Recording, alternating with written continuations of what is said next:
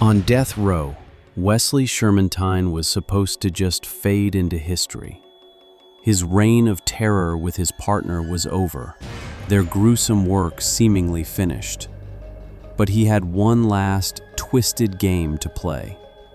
From his prison cell, he started selling treasure maps.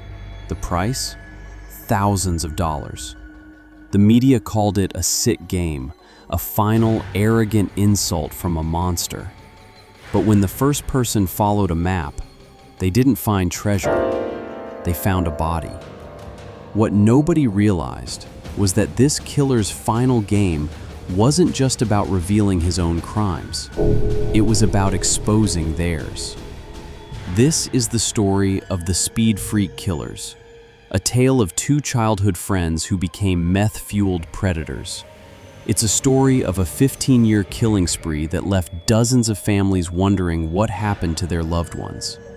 But more than that, it's the story of how one killer's greed and desire for revenge from behind bars accidentally unearthed a secret far more horrifying than his own murders.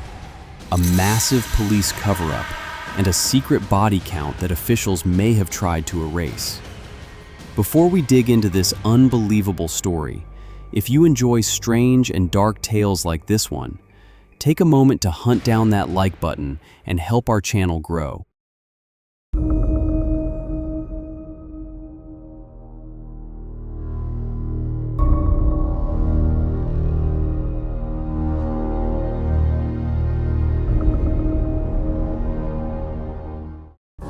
Our story begins in the tiny farming town of Linden, California, with two childhood best friends, Wesley Shermantine and Loren Herzog.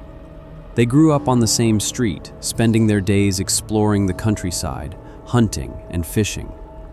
Shermantine's father was a wealthy contractor who showered his son with gifts, including weapons, which helped foster a shared obsession with the outdoors and the thrill of the hunt. They were inseparable. But after high school, their bond took a dark turn. Living together in an apartment, they descended into heavy methamphetamine use. Soon, their hunts were no longer for animals. Fueled by meth, they began cruising the rural roads of San Joaquin and Calaveras counties, looking for human prey. For 15 years, from 1984 to 1999, they went on a rampage. Their method was brutal and chaotic. Sometimes they shot people at random from their car. Other times, they abducted women, assaulting and killing them before dumping their bodies in the abandoned mine shafts and wells that dotted the desolate landscape. They bragged to acquaintances about making people disappear. And while officially convicted of 4 murders, some media estimates claim they could be responsible for as many as 72. Their known victims included 25-year-old Cindy Vanderheiden, abducted from a bar in 1998, and 16-year-old Chevy Wheeler, who vanished after school in 1985. For years, their families had no answers, just a black hole of grief and uncertainty. The spree finally ended in March 1999, when tips linked the duo to cold cases, and they were arrested. This is where the first betrayal happened. In police custody, Loren Herzog cracked.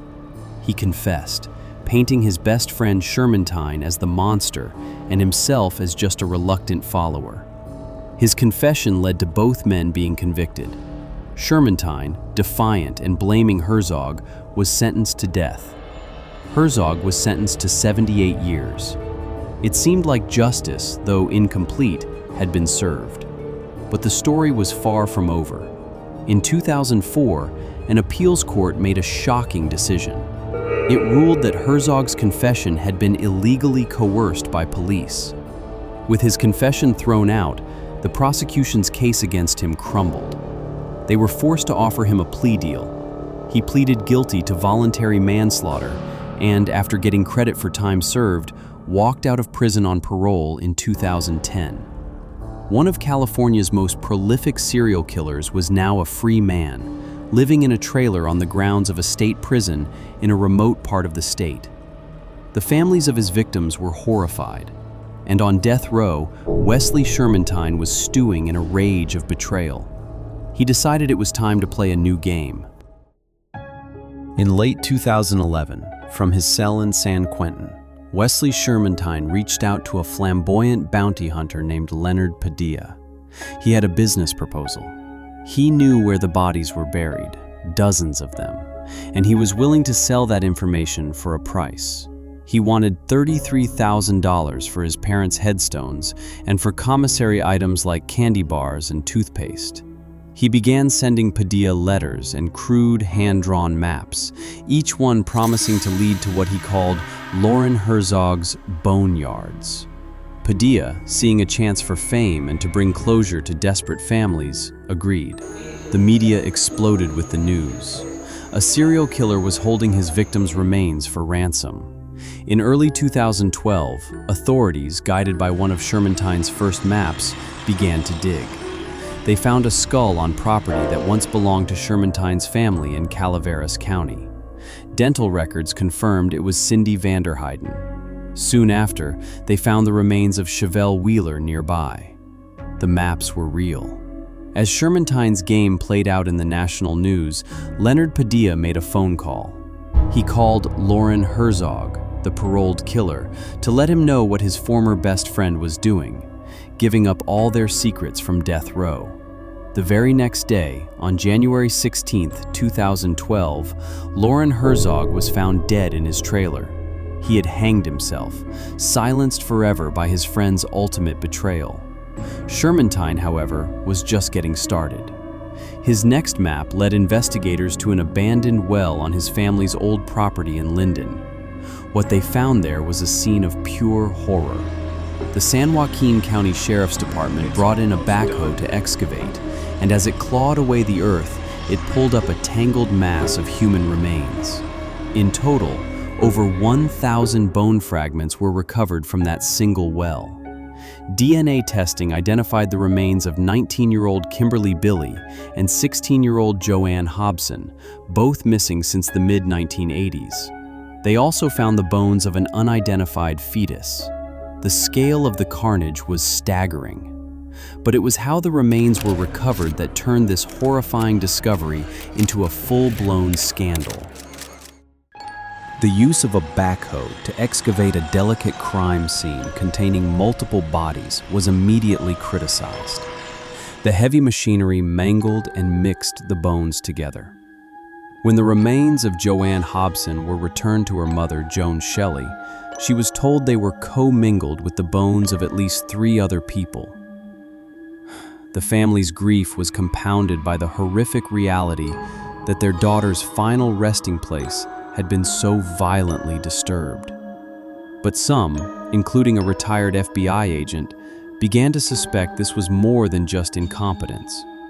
They alleged the sheriff's department had deliberately used the backhoe to destroy and confuse the evidence. But why? The theory was chilling. Shermantine's maps were revealing more victims than the police had ever officially acknowledged. If the true body count, potentially as high as the 70s, was revealed, it would expose the fact that law enforcement had failed to stop a 15-year killing spree happening right under their noses. State Senator Kathleen Galgiani came forward with stunning allegations that missing persons records connected to the Speed Freak killers case had been deleted from official files just days after she had warned the department that Shermantine was talking. The implication was that someone had been trying to erase victims to shrink the scale of the killer's crimes and hide the department's own failures. Shermantine's twisted game, born from greed and revenge, had inadvertently blown the whistle on a potential cover-up. The sheriff's department denied any wrongdoing, but the public outcry was so great that they were forced to ask the FBI to take over the investigation in November 2012. The FBI brought in forensic anthropologists and began painstaking hand-digging at new sites pointed out by Shermantine, but the trust was broken. Shermantine himself eventually stopped cooperating after claiming he wasn't being paid as promised. and many of his later maps led to dead ends. The search for the dozens of other potential victims stalled. Today, Wesley Shermantine remains on death row. He was moved from San Quentin in 2019 as part of California's plan to dismantle its main death row housing. The case officially remains open, with the San Joaquin County Sheriff's Office stating as recently as 2022 that they are still trying to identify owners of items found in the well a decade earlier. The true number of people murdered by the speed freak killers is still unknown. Dozens of families may never know the fate of their loved ones, their graves remaining secret, lost to the fields and abandoned wells of Central California. This story began with two friends who became monsters, but it ended with a question that lingers to this day. Shermantine's map game was a cruel, self-serving act, but it brought a handful of victims home and exposed a system that may have been desperate to keep them buried. It forces us to ask, who was the bigger monster? The killer who took their lives, or the system that may have tried to erase them from history? Let us know in the comments below. For more deep dives into complex cases, make sure you subscribe to our channel and hit the notification bell so you don't miss our next investigation.